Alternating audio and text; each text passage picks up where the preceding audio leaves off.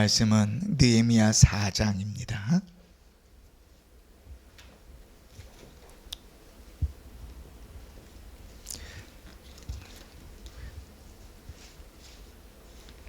느헤미야 4장 7절로 14절까지 7절로 14절까지 우리 한 절씩 교독합니다. 산발락과 도비야와 아라비아 사람들과 암몬 사람들과 아스돗 사람들이 예루살렘 성이 중수되어 그 허물어진 틈이 메꾸어져 간다 함을 듣고 심히 분노하여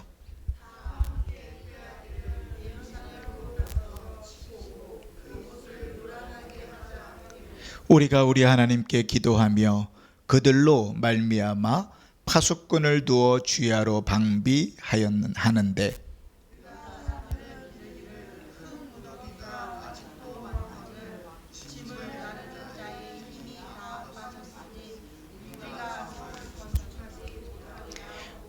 우리의 원수들은 이르기를 그들이 알지 못하고 보지 못하는 사이에 우리가 그들 가운데 달려들어가서 살육하여 역사를 그치게 하리라 하고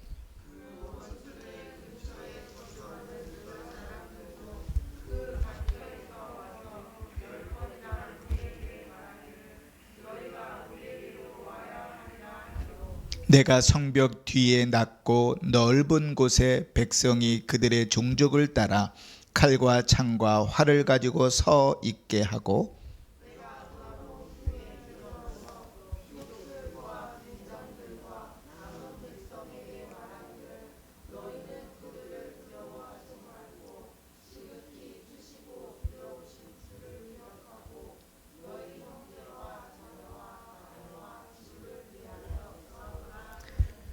아멘. 오늘 신년특별기도의 넷째 날 하나님 앞에 은혜를 사모하여 모인 여러분들에게 사모한 만큼 입을 벌린 만큼 우리 주님께서 채워주시기를 간절히 축원합니다.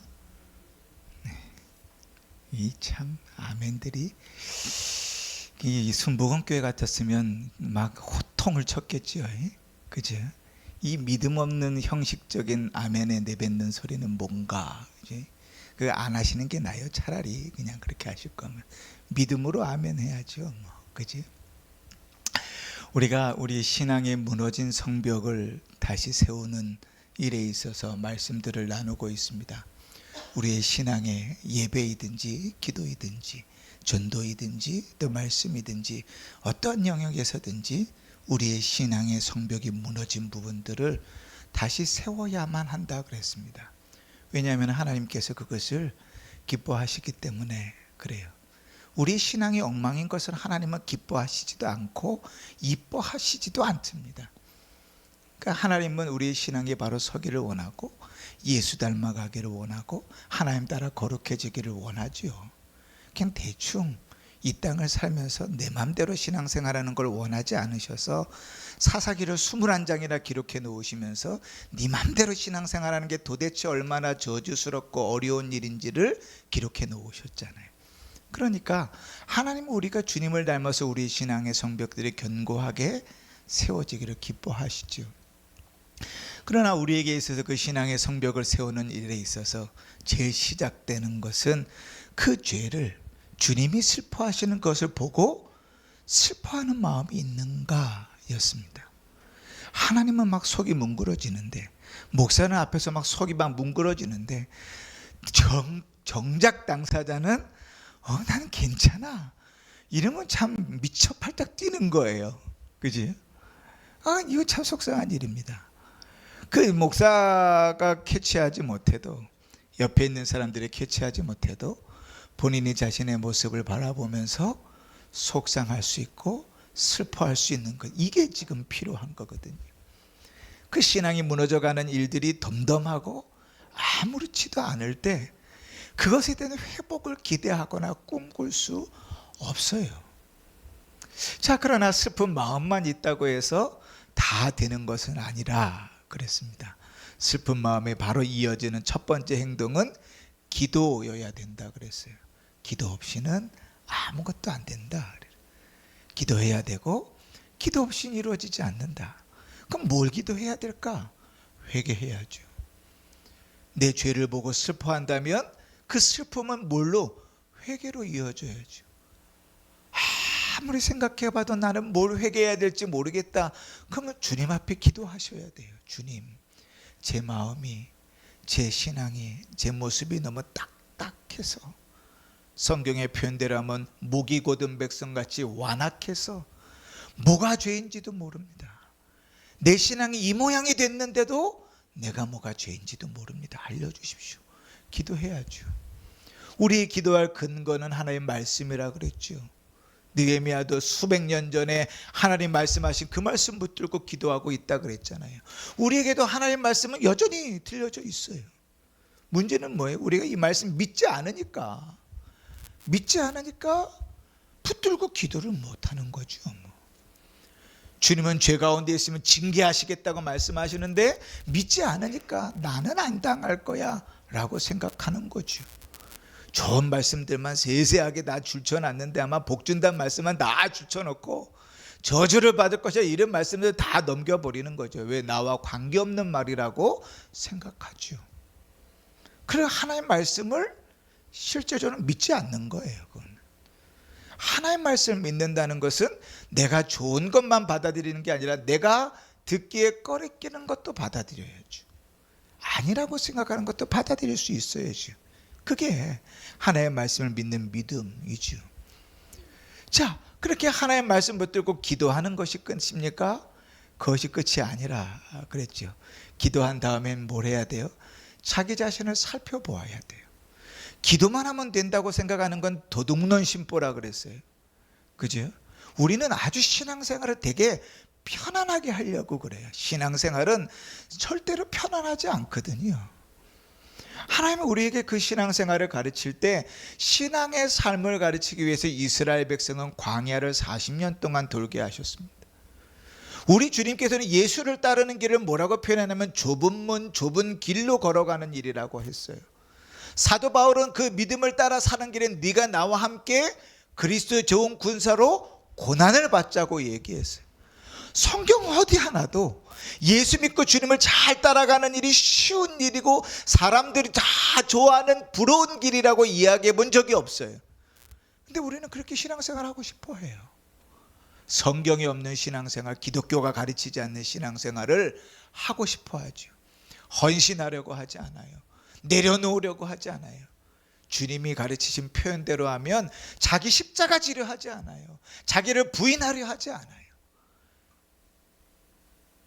너무 맛있게 드시지 마세요. 먹고 싶으니까. 저도 그잖아요. 그렇게 흘러간다고요. 그러나 우리의 삶들을 살펴보면서 무엇이 문제인지 어디서부터 문제인지를 발견하고 무엇부터 내려놓아야 될지, 장애물들은 무엇인지, 내가 무엇을 선택하고 무엇을 헌신해야 되는지 생각하고 고민하지 않으면 절대로 뜯어고쳐지지 않아요. 사람은 얼마나 간사한가 하면 내 것이 아닌 것이 주어졌을 때 기쁘지만 원래 내 게 아닌데 그게 없어지면 속상해해요. 오늘 어떤 목사님이 이제 교회 찾아오셔서 대화를 하는데요. 큰아이, 둘째 아이가 공부를 되게 잘했어요. 근데 서울대를 못 쓸 것 같았는데 서울대 썼는데 1차에 됐다는 거예요. 다 포기하고 그냥 눈 거래요. 안 될 줄 알고. 그래도 안 넣으면 속상할 테니까. 그런데 1차가 덜컥 됐어요. 그러고 났더니요, 마음에 기대라는 것이 생기는 거예요. 안 될 거라는 거 알고 있었는데도 1차가 붙으니까 기대를 갖는다. 그래서 둘이서 그랬어요. 역시 사람의 마음은 참 간사하다고 막 웃었거든요. 우리가 그래요. 우리는 신앙생활을 어떻게 되길 원하냐면 하나님께서 우리를 억지로 끌고 가주길 바라요. 내 나쁜 부분들을 하나님 다 뜯어 고쳐주시기를 바라요. 나는 아무나 헌신하지 않고 나는 아무런 대가를 치르지 않는데 하나님께서 억지로 나를 끌고 가시길 바라요. 그런데 신앙생활은 그렇게 되어지지 않아요. 헌신하고 내려놓고 내 십자가를 지고 그리고 걸어가야 돼. 나의 무너진 신앙의 성벽들이 있어 예배가 무너졌다면 도대체 왜 예배가 무너졌는지, 언제부터 이 예배가 무너진 것인지, 이 예배가 왜 회복이 안 되는지, 예배를 회복하기 위해서 내가 어떻게 해야 되는지 내 삶을 돌아봐야 돼요. 내 삶에 답이 있거든요. 예배를 회복하지 못하는 삶을 내가 살고 있기 때문에 그렇거든요. 기도하지 않는다면 내가 왜 기도하지 않는지, 언제부터 기도하지 않았는지, 내가 기도하기를 방해하는 게 무엇인지, 내가 기도하기 위해서 무엇을 포기해야 되는지 내 삶을 살펴보아야 돼. 그런 과정들이 없이 기도만 주기장창한다고 저절로 되지 않아요.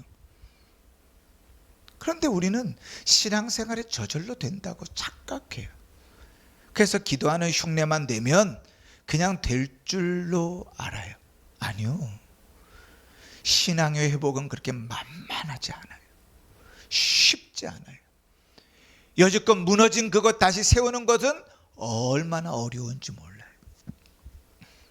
자, 오늘 이제 그 네 번째로요, 무너진 성벽을 할 때 우리가 생각해야 될 게 뭔가 하면요, 우리가 신앙의 무너진 부분들을 세우려고 할 때 반드시, 이건 100%예요. 반드시 우리의 신앙이 세워지는 것을 방해하는 방해꾼이 있다는 사실. 여러분, 우리는 그렇죠. 하나님이 기뻐하시는 일을 하면 그건 그냥 다 될 것 같잖아요, 그대로. 그래서 성경이 그렇던가요? 우리는 대표적으로 욥을 보잖아요, 그죠? 욥의 신앙의 모습이 어땠냐면 하나님이 자랑할 만큼 하나님 앞에 온전했어요. 하나님이 자랑할 만큼. 누구에게? 사단에게. 야, 너 욥 봤니? 얼마나 멋있니? 얼마나 신앙, 자랑할 정도였어요. 그런데 주님이 자랑하니까 이 사단이 배 아래 꼬여가지고 그 꼴을 또 못 보잖아요. 그러니까 하나님은 막 부추기는 거죠. 하나님 이유 없이 그러겠습니까? 하나님께서 그에게 은혜를 주시니까 그렇지요. 빼앗아가 보십시오.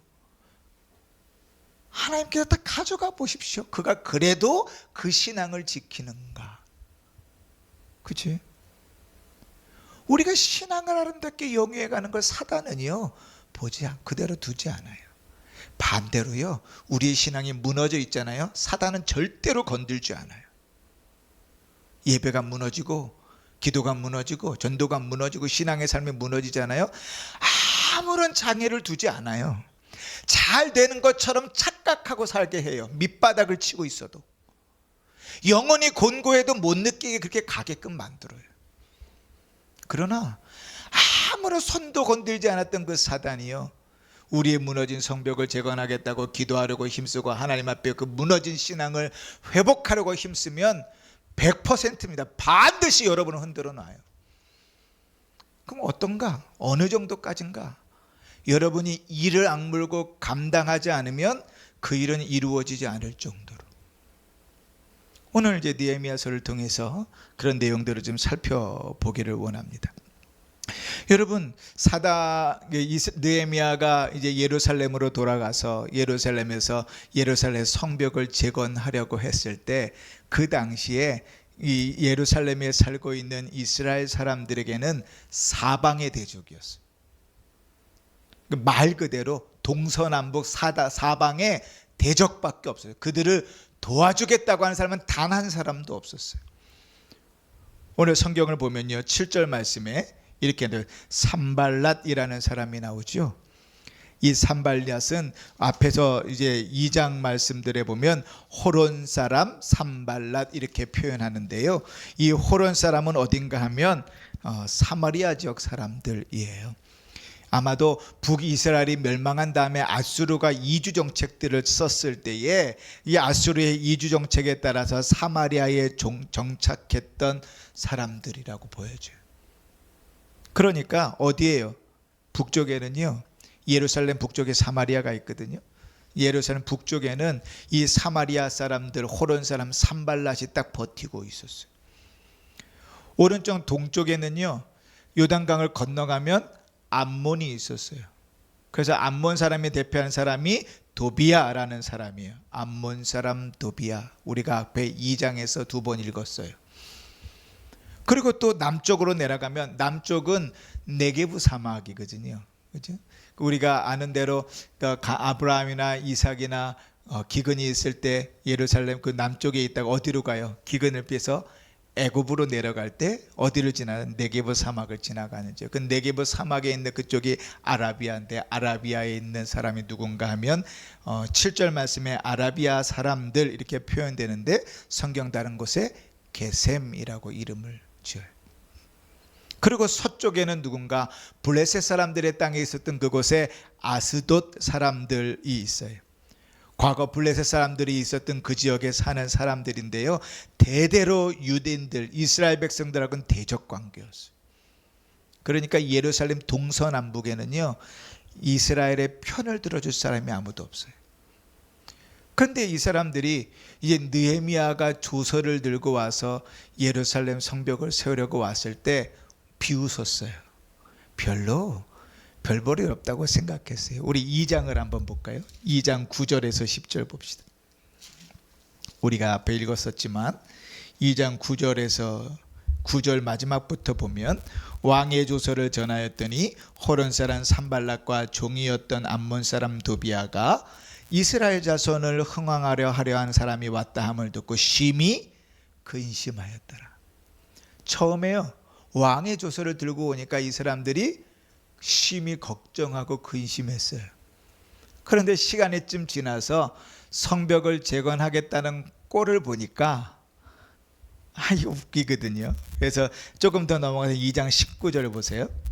19절을 보면 호른 사람 산발락과 종되었던 암몬 사람 도비아와 아라비아 사람 게셈이 이 말을 듣고 우리를 업신여기고 우리를 비웃어 이르되 너희가 하는 일이 무엇이냐, 너희가 왕을 배반하고자 하느냐 하기로.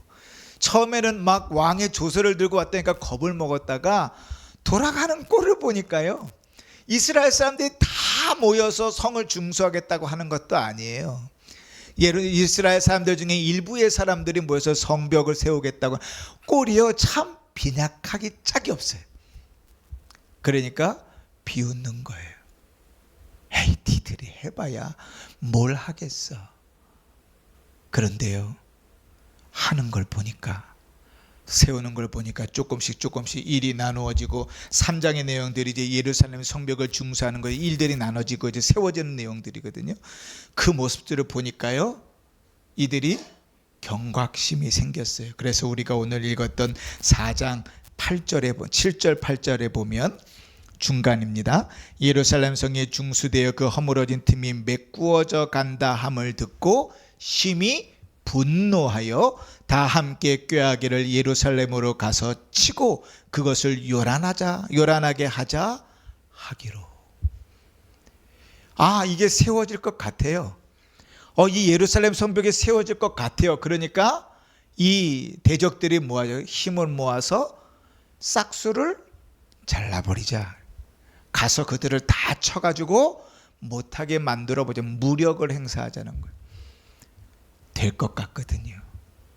겁을 먹으니까 이제 군대를 투입해서 그 일들을 하려고 하는 거예요.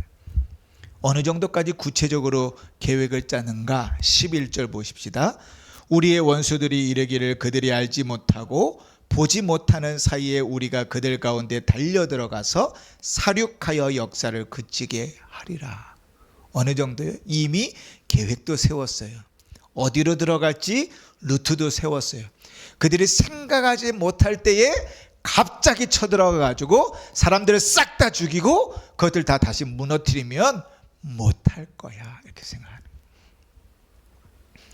여러분 우리의 신앙의 성벽들이 세워질 할 때 대적들은 가만히 보지 않아요. 절대로 쉬운 일이 아니에요. 예배가 무너졌는데 그것이 회복되는 일 죽기보다 어려워요. 다시 얘기합니다. 죽을 힘을 다해야 돼요. 그냥 안 돼요. 내 자신이 뭐가 문제인지 잘 내 자신을 살펴보면서 무엇을 포기하고 무엇을 내려놓고 어떻게 가야 되는지 철저하게 분석해도 그 싸움이 쉽지 않다고요. 기도가 멈춰섰어요? 다시 기도하는 것 죽을 힘을 다해야 돼요. 예배의 은혜가 받지 않고 예배가 무너졌어요? 다시 예배 회복되는 것 죽을 힘을 다해야 돼요. 전도가 멈춰졌어요. 다시 전도하는 일은 얼마나 어려운지 몰라요. 왜요? 우리 대적들이 그대로 두지 않거든요. 잘한다고 박수 쳐주지 않아요. 정말 될 것 같으면, 잘하고 있는 것 같으면 더 극성스럽게 우리를 흔들어 놓을 거예요. 여러분, 우리는 이런 경험들을 사실은 많이 했잖아요. 우리가 믿음으로 살려고 할 때, 지금 기도 좀 해보려고 할 때, 성경 좀 읽어보려고 할 때 수많은 사단의 방해들을 경험해 보잖아요. 그게 내 자식 새끼일 때도 있고 옆집 친구일 때도 있고 누구일 수도 있지만, 그들이 사탄이라는 게 아니라 사단이 그들을 통해서 그 신앙의 일들은 못하도록 방해하잖아요. 그게 내 생활의 패턴일 수도 있어요. 내가 늘 몇십 년 동안 살아왔던 삶인데 그게 깨지지 않으면 내 신앙이 회복되지 않을 수도 있어요. 뭔지 모르죠. 우리 각자가 처한 모습들이 다를 테니까요. 그런데 한 가지 확실한 사실은 여러분이 이 특별 신년 특별 기도 기간에 은혜 받고 여러분의 무너진 성벽을 다시 세우려고 작정하고 금식하고 기도하면서 매달리면 매달릴수록 사단은 더 흔들어낼 거예요. 우리 자식들을 동원해서라든지, 우리의 육체를 치든지, 우리의 금전적인 문제를 흔들든지, 우리의 관계를 흔들어 놓든지, 외부적인 그 무엇을 통해서도 우리를 막 흔들어 놓을 거예요. 거기에 지면 안 돼요. 세워지는 건 못 써요. 근데 여러분, 외부의 그런 대적들, 외부의 그런 방해물들이 계속될 때 이 외부의 방해물이 무서운 것은 뭔가 하면, 그 외부에 흔들어 놓는 일들이 내 마음을 상하게 한다는 거예요. 사방의 대적들이 그렇게 예루살렘에 모인 이스라엘 사람들을 막 억압하고 흔들린다는 소식들이 들려오니까 사람들의 마음이 어떤가 봅시다. 10절, 유다 사람들이 이르기를 흙무더기가 아직도 많거늘 짐을 나르는 자의 힘이 다 빠졌으니 우리가 성을 건축하지 못하리라 하고. 어디서부터 꺾여가기 시작해요? 마음부터 꺾여가기 시작해요. 근데 사단이요, 우리의 반대편 적군만 쓰는 게 아니에요. 아군을 더 잘 써요.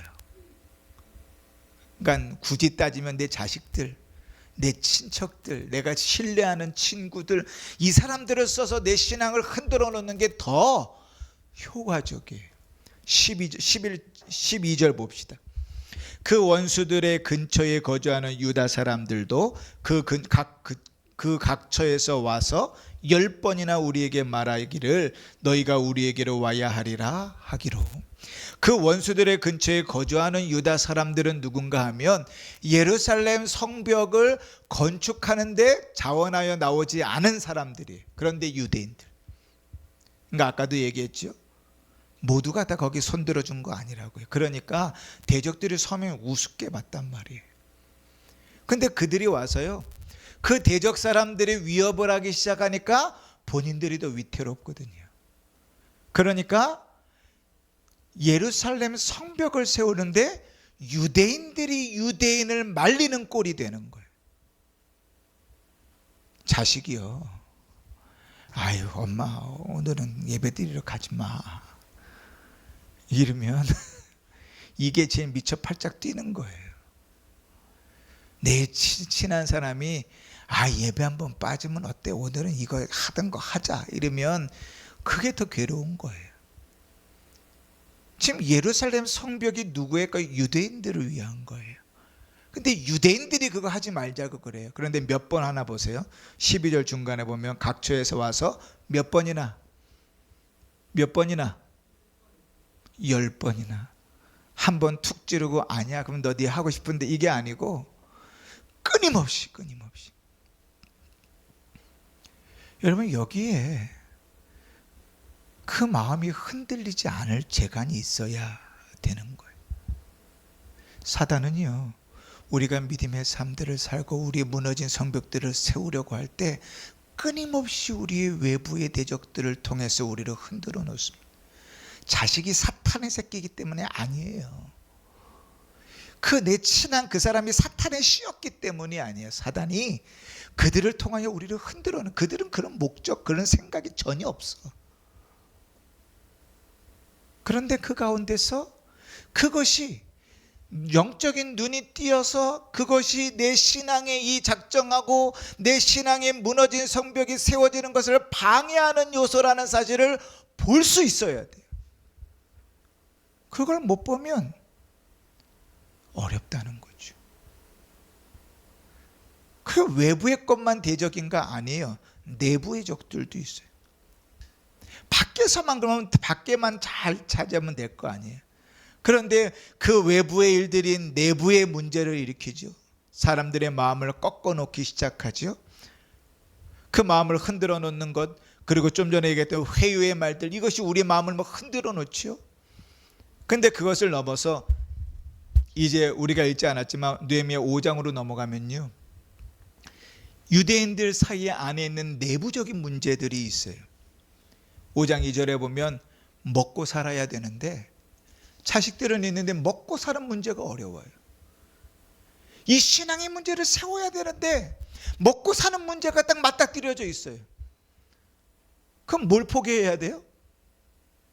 뭘 포기해야 돼요? 먹고 사는 문제를 포기해야죠. 그런데 먹고 사는 문제를 포기 못하는 거예요. 그럼 먹고 사는 문제를 포기하면, 내 신앙의 견고한 성을 세우겠다고 먹고 사는 문제를 포기하면 굶어 죽을까요? 우리 하나님은 단 한 번도 그런 기록을 성경에 남겨두신 역사가 없어요. 성경은 내가 평생에 의인의 거식함이나 의인의 자녀가 굶는 것을 본 적이 없다고 기록하잖아요. 그런데 거기 넘어가는 거죠. 먹고 사는 문제 앞에서 돌아서는 거예요. 또 느헤미야 5장 3절에 보면요, 흉년이 들었어요. 곡식이 없어요. 그러니까 사람들이 있는 건 내놓고 저당 잡혀서 곡식을 얻어야 되는 상황이 놓여져요. 또 느헤미야 5장 4절에 보면요, 세금을 내는데 세금 낼 돈이 없어요. 그러니까 포도원 논밭에 저당 잡혀가지고 세금 내는 거예요. 더 처참하지요. 근데 더 속상한 거는 뭐냐면, 유대인들의 민장들, 유대인들의 지도자들 있잖아요. 원래 유대인의 율법에는 동족에게 이자를 못 받게 돼 있거든요. 그런데 느헤미야 5장 7절에 가면 이 사람들이요, 높은 율법을 어겨가면서 자기 동족에게 이자를 받아 먹고 있는 거예요. 이렇게 힘든 상황인데. 그러니까 예루살렘 성벽을 재건하고 싶은데 마음은 있지만 그건 안 되는 거예요. 왜? 먹고 살아야 되니까. 내야 될 돈도 많은데 이게 안 되니까. 내 삶의 문제에 찌니까. 내부적인 문제들이죠. 여러분, 우리가 신앙의 성벽을 견고하게 세우려고 할 때 사단은요, 안팎으로 우리를 흔들어 놓습니다. 이거를 모르고 시작하시면 안 돼요. 알고 시작하셔야 됩니다. 이를 악물고 죽을 힘을 다해서 달려들어야 회복돼요. 예배가 무너졌어요. 그게 10년이든 20년이든 1년이든 1개월이든 중요하지 않아요. 무너진 예배가 회복하는데 이를 악물고 달려들지 않으면 절대로 회복되지 않아요. 절대로. 기도가 무너지고 전도가 무너지고 믿음의 삶이 무너지고 하루아침에 그냥 되는 게 아니에요. 기도만 한다고 되는 일이 아니라니까요. 그러면 그렇게 사방의 대적들이 있는 가운데서 느헤미야는 어떻게 예루살렘 성벽을 세웠는가 보십시다. 느헤미야는요, 최선을 다했어요. 어느 정도로? 죽을 힘을 다해서. 찾아봅시다. 13절, 4장 13절 우리가 읽었는데요. 13절 보면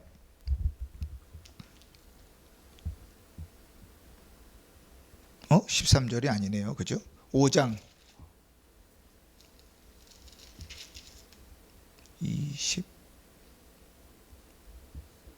12절 13절 맞네요.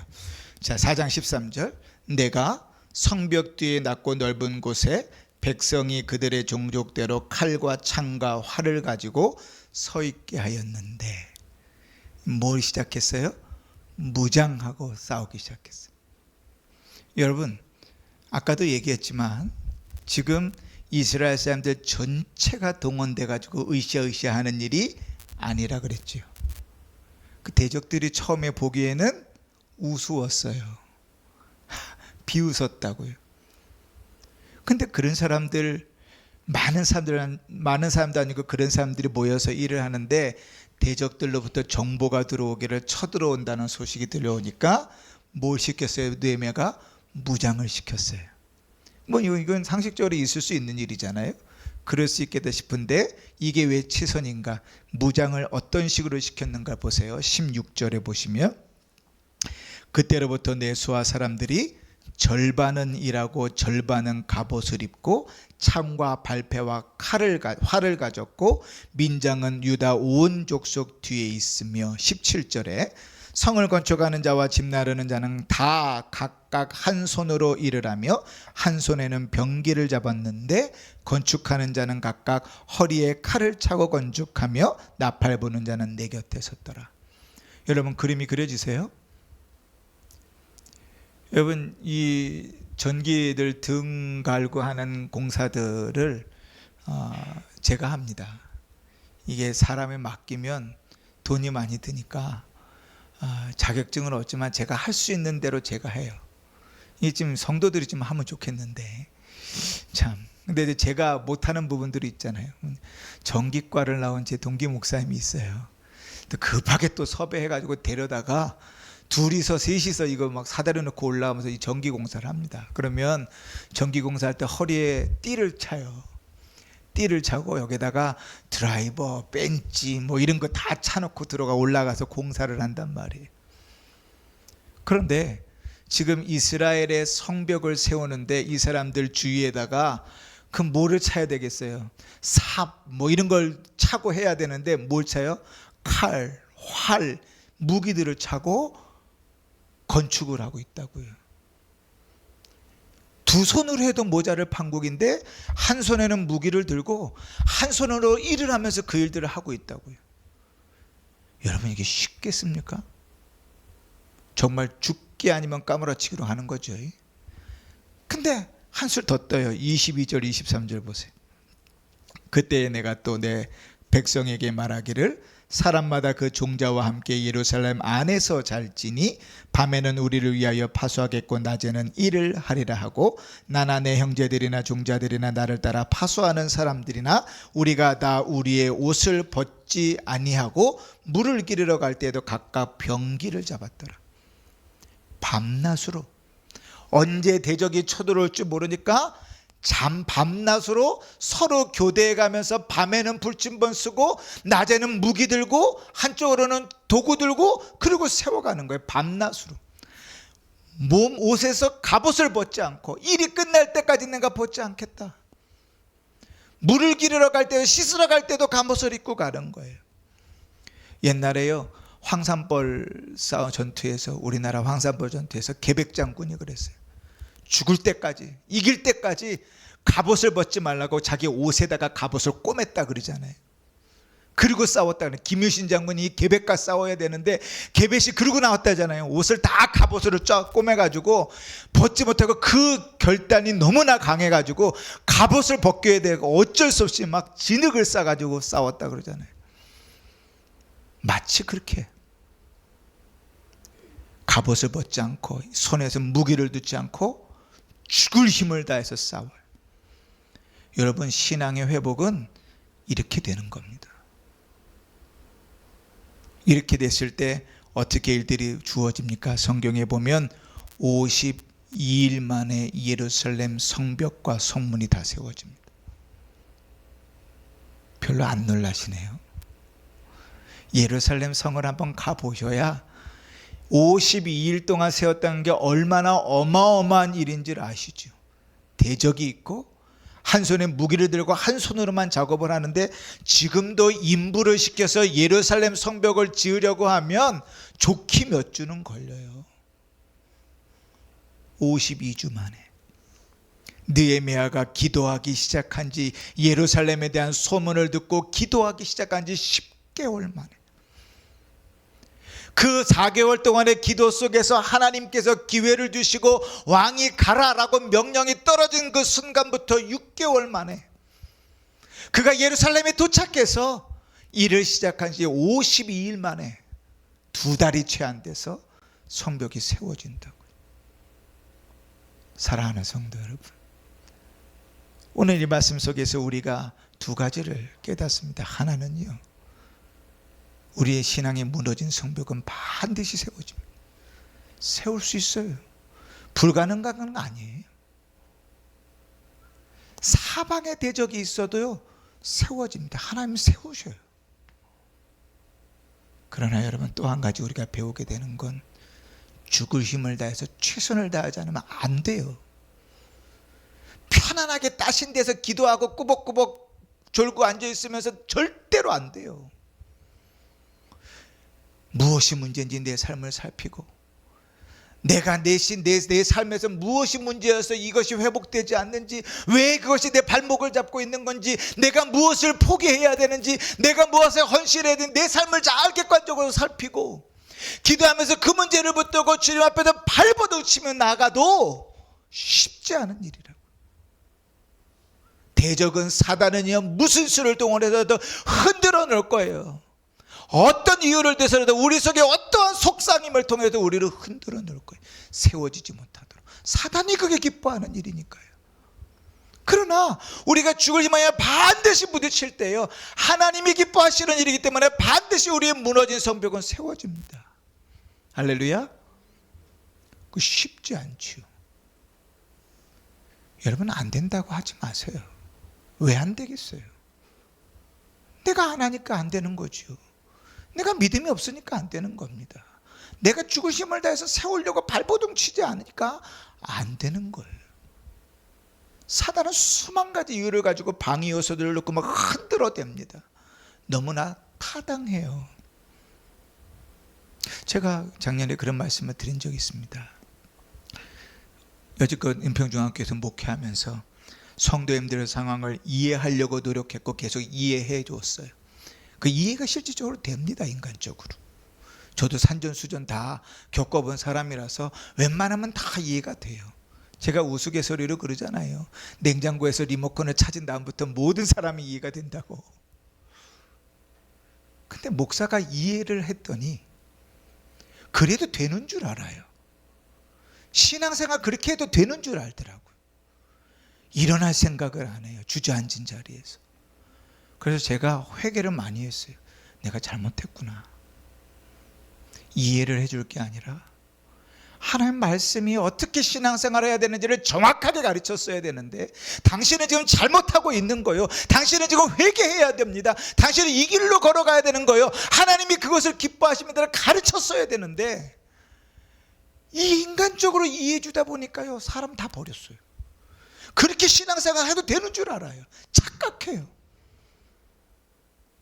아니요, 주님 기뻐하지 않아요.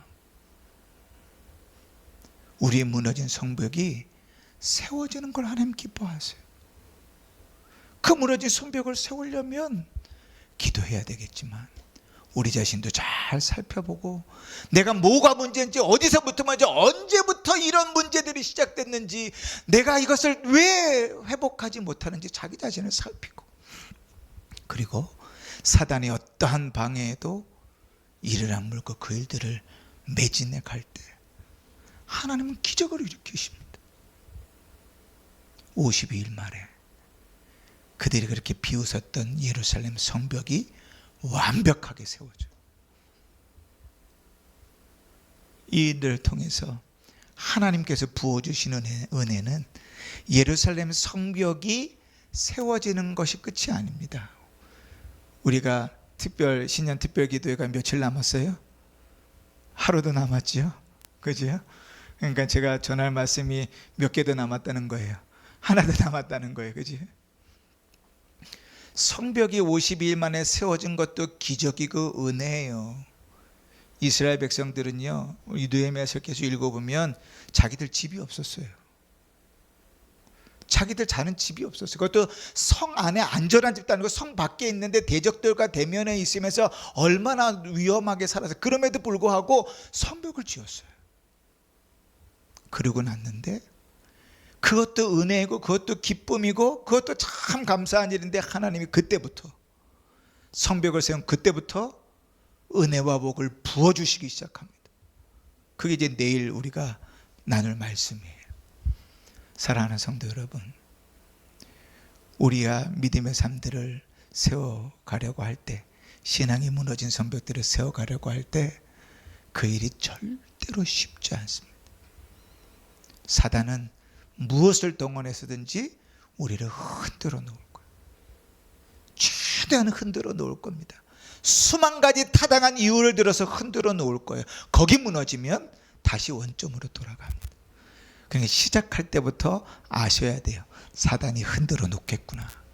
그리고 각오를 하고 최선을 다하여 그 일에 매진해야 됩니다. 그렇지 않으면 회복되기는 어려워요. 그러나 그렇게 나아가면, 기도하면서 최선을 다하여 어떠한 방해에도 굴하지 않고 그 길로 나아가면 하나님은 은혜를 베푸시고 기적을 일으키셔서 그 무너진 성벽을 다시 세워주실 것입니다. 이 신년 특별기도의 기간에 그 무너진 성벽들이 세워지는 은혜를 경험할 수 있기를 바랍니다. 이 신년 특별기도의 기간에 여러분의 신앙이 무너진 부분들이 한 군데라도 세워져서 다시 회복되어져서 2024년도에 그 견고한 성 가운데 살아가는 여러분의 인생에 하나님이 비오듯 부어주시는 큰 은혜와 복을 누릴 수 있기를 주의 이름으로 축원합니다. 아멘. 우리 이 시간 함께 기도하십시다.